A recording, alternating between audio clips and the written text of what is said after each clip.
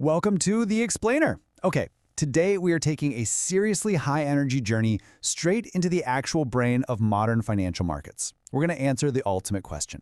How exactly does AI trade? We're unpacking an absolutely massive resource. I'm talking an 800-page, 150-notebook GitHub repository by Stefan Janssen all about machine learning for algorithmic trading. And look, this isn't just academic theory, right? This is the literal code, the actual architecture used to hunt for profits in live markets. If you've ever wanted to know the exact mechanics machines use to outsmart the market, well, you're in the right place. Let's get right into it. So, can AI actually beat the market? I mean, that's the multi-million-dollar question, isn't it? It's the core of what we call the quest for alpha. And just a quick refresher, alpha in finance is that incredibly elusive trading edge. It's the return on your investment that actually beats the standard market benchmark. For decades, human traders, they relied on gut intuition, massive spreadsheets, and lightning-fast reflexes. But today, the battlefield has fundamentally shifted. It's literally an arms race now, where algorithms are constantly battling other algorithms for fractions of a penny, millions of times a day. But how do they actually pull that off? How does a machine learn to find alpha? Okay, let's dive into this, because I think the most important thing to wrap our heads around is that AI in finance isn't just some magic black box that prints money. Not at all. It's a highly rigorous, incredibly systematic factory known as the ML4T, or Machine Learning for Trading Workflow. The repository we're exploring makes it super clear that the machine learning part, that's just one piece of a much larger end-to-end pipeline. You really can't just plug in a neural network and watch the cash roll in. You have to build the entire factory from the ground up. And here is the exact blueprint for that factory. The pipeline strictly demands 4 vital steps: data sourcing, feature engineering, model optimization, and strategy backtesting. This highly structured flow is exactly how raw, totally chaotic information from the real world gets carefully transformed into predictive signals and then ultimately into actual dollars. And here's the kicker. If you mess up even one of these steps, your trading bot doesn't just underperform, it actively destroys your capital. So the foundation of this whole build, it starts with the absolute lifeblood of the system, the data. Now, for the longest time, the fuel of finance was just your standard market data, right? Tick data, order books, highly structured SEC filings. But today, oh man, welcome to the Wild West of quantitative trading. We're talking about alternative data. Modern algorithms, they don't just stare at price charts anymore. They are out there scraping the entire internet. They're processing literal satellite images to track shipping containers across the ocean or counting cars in retail parking lots. They're pulling readings straight from physical sensors. Because finding an informational edge today means looking exactly where the rest of the market isn't even paying attention. But once you actually have that massive ocean of data, you have to engineer what are called alpha factors. See, financial data is mostly just random, chaotic noise that masks tiny hidden signals. So quants will take high-frequency data, stuff like NASDAQ ITH tick data or AlgoSeq minute bars, and then they hit it with some seriously heavy mathematical smoothing techniques. We're talking wavelets and Kalman filters. Think of these like high-end noise-canceling headphones for the market, filtering out the static so you're left with a clean, readable signal. And all of this heavy lifting is managed using powerhouse Python libraries like Pandas and Zipline way before the AI even enters the room. Which brings us to the actual machine learning part of the explainer. As we transition into part 2 of this massive framework, we meet traditional machine learning. You can think of this as your first line of defense. Before you go throwing massive complex neural networks at a problem, quants use tried and true supervised and unsupervised learning algorithms to just start mapping out the hidden patterns in the market. These models are ridiculously efficient at digesting those alpha factors we just engineered and spitting out calculated return forecasts. So how do they deploy specific algorithms for these targeted market attacks? Well, it's definitely not a one-size-fits-all situation.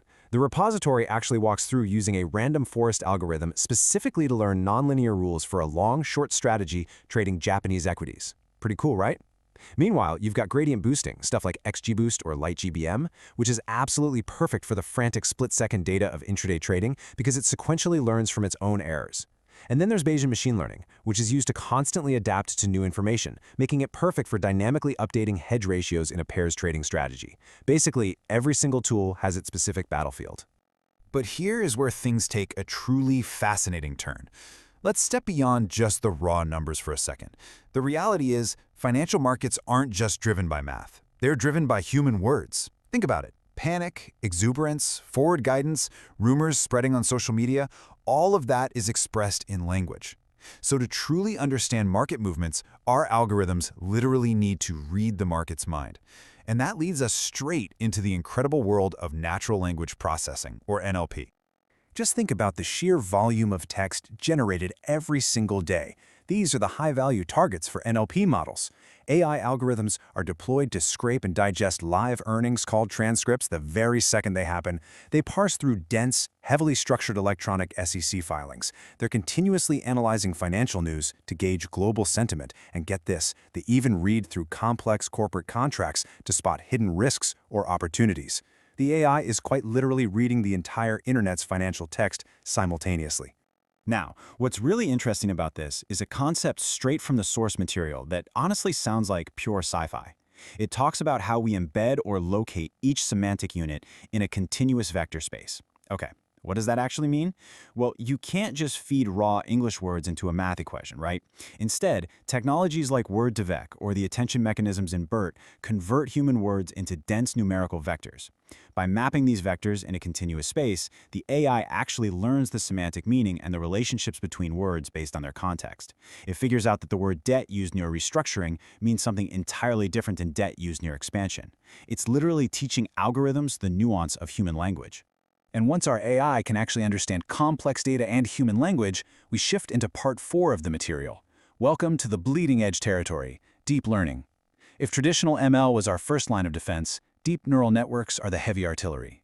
These architectures are custom-built to identify incredibly complex, multi-layered patterns in unstructured data that older, traditional algorithms simply can't handle. Let's map out this deep learning arsenal. You've probably heard of convolutional neural networks, or CNNs, right? They're famous for image recognition, which makes them perfect for classifying those satellite images we talked about earlier. But remarkably, the repo shows how you can format financial time series data into a grid, which allows the CNN to treat historical price data as a literal image to spot visual patterns. Mind-blowing. Then we have RNNs and LSTMs. Because they have sequential memory, they are the absolute masters of reading long streams of text for sentiment or predicting multivariate time series. And autoencoders, they're used in unsupervised learning to compress data and extract hidden, data-driven risk factors that humans couldn't possibly see with the naked eye. And then we reach the truly mind-bending concepts, generative adversarial networks, or GANs. Normally, you hear about GANs generating deepfake images, right? But in quantitative trading, they are used to hallucinate infinite synthetic market scenarios. By basically pitting two neural networks against each other, a generator creating fake data and a discriminator trying to spot the fake, the AI learns to produce highly realistic time series data. This literally allows traders to train their models on market crashes and black swan events that haven't even happened yet. How crazy is that? Next up is reinforcement learning, putting an agent into a randomly determined environment to optimize a long-term goal. The absolute best way to understand this is to picture a video game character dropped into an OpenAI gym environment.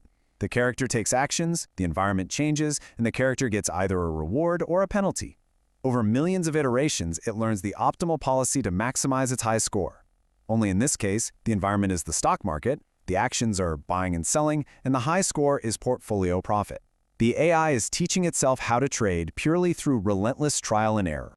But hey, let's bring it back to Earth for a second here. Because all these fancy neural networks and self-taught trading agents, they are completely worthless and honestly, highly dangerous without this massive reality check, backtesting.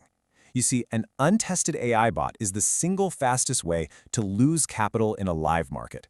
Overfitting your model to past data is a huge trap in machine learning.